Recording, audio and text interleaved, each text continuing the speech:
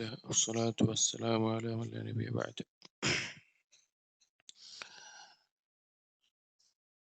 صحيح ترغيب وترهيب الكتاب الصلاة മസ്ജിദിൽ പാലിക്കേണ്ട അദബുകൾ, അതിൽ പ്രത്യേകിച്ചും മസ്ജിദിൽ ഖിബലയുടെ ഭാഗത്തേക്ക് തുപ്പുന്നതും അതുപോലെ കാണാതായ എന്തെങ്കിലും കാര്യം വിളിച്ചു ചോദിക്കുന്നതും അതുപോലെ വിരോധിക്കപ്പെട്ടുള്ള കാര്യങ്ങളാണ്.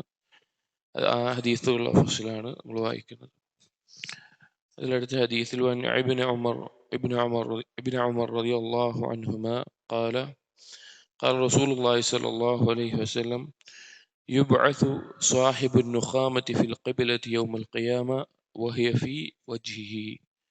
മസ്ജിദിൽ ഖിബലയുടെ ഭാഗത്തേക്ക് കാർക്കിച്ച് തുപ്പിയിട്ടുള്ള, നമ്മൾ കഴിഞ്ഞ ദിവസം പറഞ്ഞു നബി സല്ലല്ലാഹു അലൈഹി വസല്ലം കാലത്തുള്ള മസ്ജിദുകളിൽ ഉണ്ടായിരുന്നു. അങ്ങനെ ആരെങ്കിലും ചെയ്തിട്ടുണ്ടെങ്കിൽ അവൻ യൗമുൽ ഖിയാമയിൽ വരുന്നത് അവന്റെ ആ കഫം, അവൻ തുപ്പിയിട്ടുള്ളത് അവന്റെ മുഖത്തായ അവസ്ഥയിലായിരിക്കും നാളെ പരലോകത്ത് അവൻ വന്നെത്തുക. وعن أبي سهل السائب بن خلاد من أصحاب النبي صلى الله عليه وسلم قال أن رجلا أما قوما فبصق في القبلة ورسول الله صلى الله عليه وسلم ينظر. ഒരിക്കലൊരു വ്യക്തി കുറച്ച് ആളുകൾക്ക് ഇമാമായി നിസ്കരിക്കാം, നബി സല്ലല്ലാഹു അലൈഹി വസല്ലമ കാണുന്നുണ്ട്. ആ സമയത്ത് ആ ഇമാമ് ഖിബലയുടെ ഭാഗത്തേക്ക് തുപ്പയുണ്ടായി. ഫഖാൽ റസൂലുള്ളാഹി സ്വല്ലല്ലാഹു അലൈഹി വസല്ലം ഹീന ഫറഗ, അവർ നിസ്കാരം കഴിഞ്ഞ് പിരിഞ്ഞ സമയത്ത് നബി സല്ലല്ലാഹു അലൈഹി വസല്ലം പറഞ്ഞു, ലാ യുസല്ലി ലക്കും ഹാദാ, ഇവൻ ഇനി നിങ്ങൾക്ക് ഇമാമായി നിന്ന് നിസ്കരിക്കരുത്. ഇമാമായി നിന്നിട്ട് നിസ്കരിക്കുന്ന സമയത്ത് ഖിബലയുടെ ഭാഗത്തേക്ക് തുപ്പിയ ആള് ഇനി നിങ്ങൾക്ക് ഇമാമായി നിസ്കരിക്കരുത്. ഫഅറാദ ബഅദ ദാലിക യുസല്ലി ലഹും, ആ വ്യക്തി വീണ്ടും ഒരു തവണ നിസ്കരിക്കാൻ വേണ്ടി ഇമാമായി ഉദ്ദേശിച്ചപ്പോൾ ഫമനഊഹു, ആളുകൾ സമ്മതിച്ചില്ല. വഅഖ്ബറൂഹു ബിഖൗലി റസൂലില്ലാഹി സ്വല്ലല്ലാഹു അലൈഹി വസല്ലം, അല്ലാഹുവിന്റെ റസൂൽ പറഞ്ഞത് അറിയിച്ചു.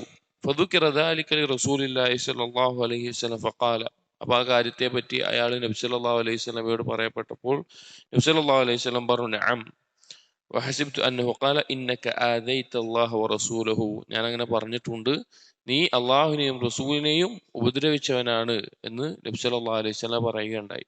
അപ്പോൾ ഗൗരവത്തിൽ ശ്രദ്ധിക്കേണ്ട, പ്രത്യേകിച്ച് നമ്മുടെ ഇന്ന് കാലത്ത് ആരും അങ്ങനെ ചെയ്യില്ല. കാരണം നമ്മൾ പറയും കാർപ്പറ്റും മറ്റു കാര്യങ്ങളൊക്കെ ഉള്ളത് കൊണ്ട്.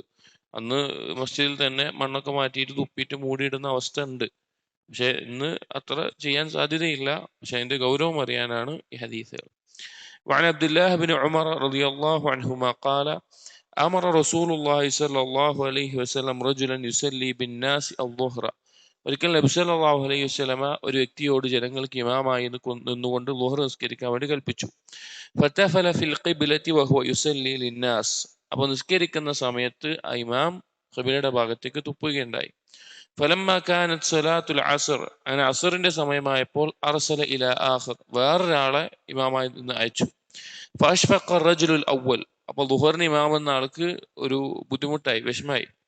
ഫജാ ഇല നബി സല്ലല്ലാഹു അലൈഹി വസല്ലം ഫഖാല, എന്നിട്ട് ആ വ്യക്തി നബി സല്ലല്ലാഹു അലൈഹി വസല്ലം അടുക്കൽ വന്ന് പറഞ്ഞു, യാ റസൂലല്ലാഹ് അഉൻസില ഫിയ ഷൈഉൻ, അല്ലാഹുവിന്റെ റസൂലെ എൻ്റെ മേലെ വല്ല വഹി ഇറങ്ങിയിട്ടുണ്ടോ, എന്നെ ഇമാമായി നിർത്തരുത് എന്ന വിഷയത്തിൽ വല്ല വഹി എന്തോ ഇറങ്ങിയിട്ടുണ്ടോ ചോദിച്ചു. ഖാല, അപ്പോൾ നബി സല്ലല്ലാഹു അലൈഹി വസല്ലം പറഞ്ഞു, ലാ, ഇല്ല, വലാകിന്നക തഫൽത ബൈന യദൈക്, പക്ഷെ നീ നിന്റെ മുൻപിലായിക്കൊണ്ട്, നിന്റെ മുമ്പിൽ അള്ളാഹുവിന്റെ മുമ്പിൽ നിസ്കരിക്കുന്ന സമയത്ത് നീ തുപ്പുകയുണ്ടായി. വഅൻത ഖായിമുൻ തഉമ്മുന്നാസ്, ജനങ്ങൾക്ക് ഇമാമായി നീ നിസ്കരിക്കുമ്പോൾ ഫആദൈത അല്ലാഹ വൽ മലായികത, നീ അള്ളാഹുവിനെയും മലക്കുകളെയും ഉപദ്രവിച്ചവനാണെന്ന് പറഞ്ഞു. അപ്പോൾ നിസ്കാരത്തിന്റെ അദബുകളിൽ അല്ലെങ്കിൽ മസ്ജിദുകളിൽ നമ്മൾ പ്രത്യേകം ശ്രദ്ധിക്കേണ്ട കാര്യമാണ്, ഖിബ്ലയുടെ ഭാഗത്തേക്ക് നമ്മൾ തുപ്പാൻ പാടില്ല. ഇടത് ഭാഗത്തേക്കോ അല്ലെങ്കിൽ കാലിൻ ചുവട്ടിൽ മണ്ണിലാക്കിയിട്ട് തുപ്പി ഇതാക്കാണ് വേണ്ടത്. ഇപ്പൊ നമ്മുടെ കാലത്താണെങ്കിൽ ടവലിലോ അല്ലെങ്കിൽ ടിഷ്യൂലോ ആക്കിയിട്ട് നിസ്കരിക്കുന്ന സമയത്ത് തുപ്പുന്നത് തെറ്റല്ല, കഫമൊക്കെ ഉണ്ടെങ്കിൽ. പക്ഷെ ആ ടിഷ്യൂലോ ടവലിലോ ആക്കിയിട്ട് നമ്മൾ ചുരുട്ടി നമ്മുടെ പോക്കറ്റിൽ തന്നെ ഇടുന്ന രീതിയിലാണ് ചെയ്യേണ്ടത്.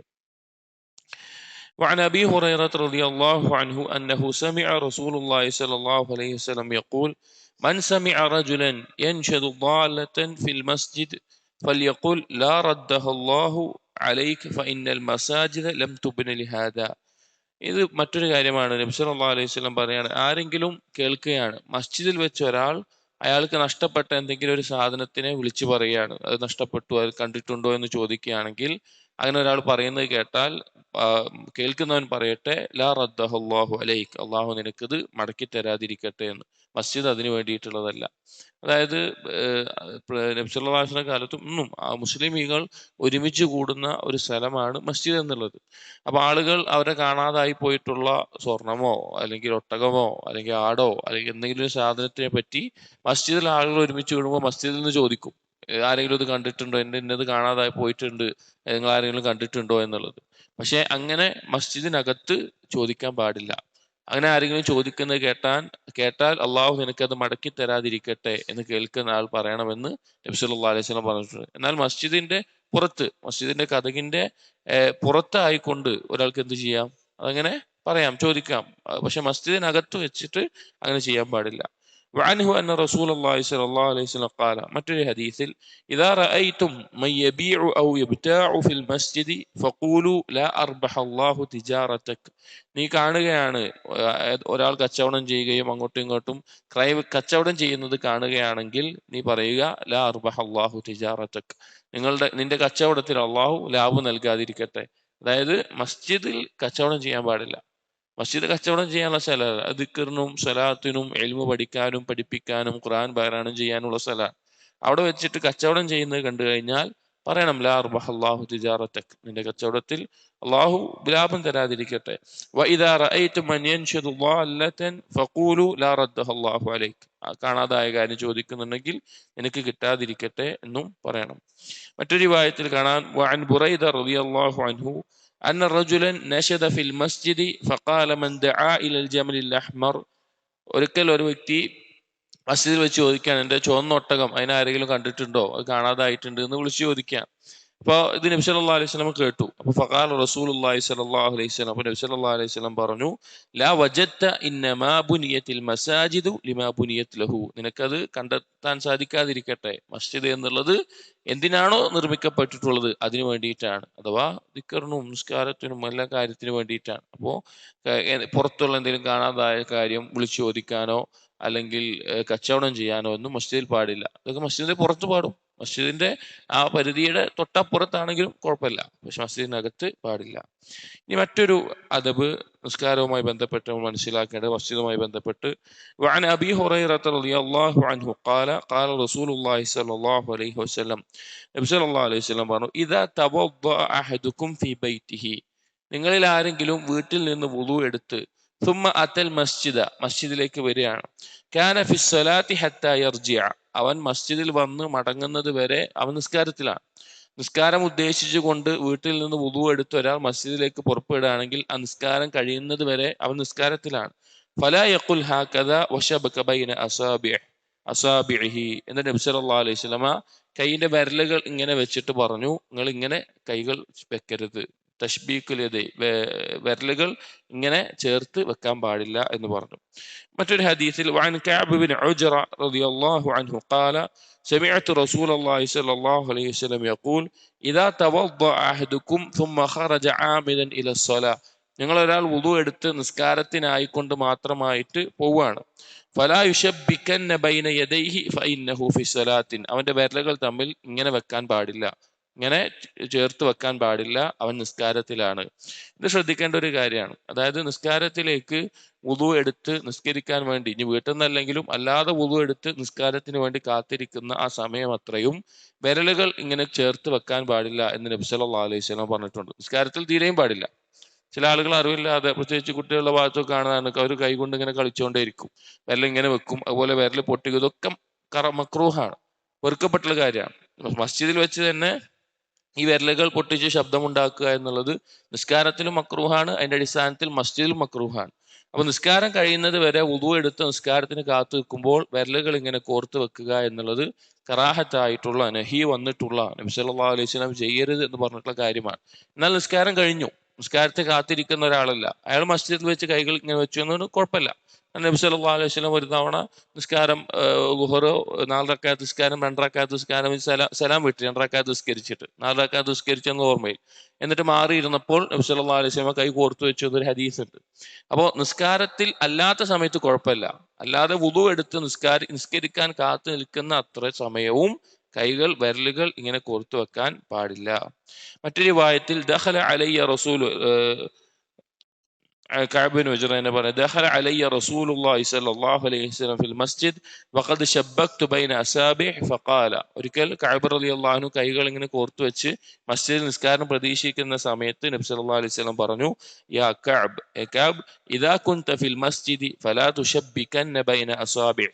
നീ മസ്ജിദിലായിരിക്കുമ്പോൾ നിന്റെ വിരലുകൾ ഇങ്ങനെ കോർത്തു വെക്കരുത്. ഫഅൻത ഫീ സ്വലാത്തിൻ മൻ തദർത സ്വലാ. നീ നിസ്കാരം കാത്തിരിക്കുന്ന അത്രയും നിസ്കാരത്തിലാണ്. روى عنه يعني ابن عمر الطبراني في الكبير أن النبي صلى الله عليه وسلم قال മറ്റൊരു ഹദീസ് ഇബ്നു ഉമർ റളിയല്ലാഹു അൻഹു പറയാണ്, ولا تتخذوا المساجد طرقا إلا لذكر أو صلاة. മസ്ജിദിനെ ദിക്റിനും സലാത്തിനും അല്ലാതെ വെറുതെ ഒരു വഴിയായിക്കൊണ്ട് നിങ്ങൾ എടുക്കരുത്.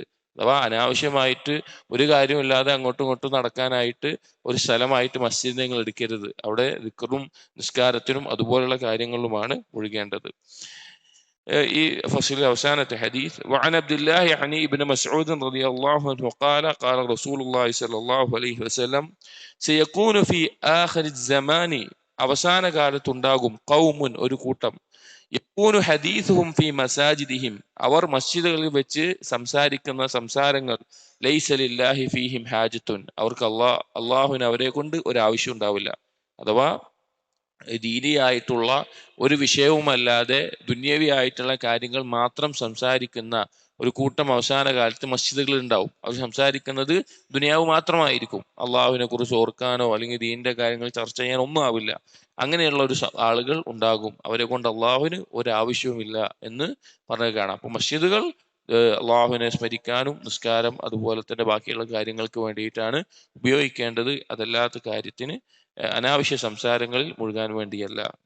ബറക്കല്ലാഹു ഫീക്. അസ്സലാമു അലൈക്കും വറഹ്മത്തുള്ളാഹി വബറകാതുഹു.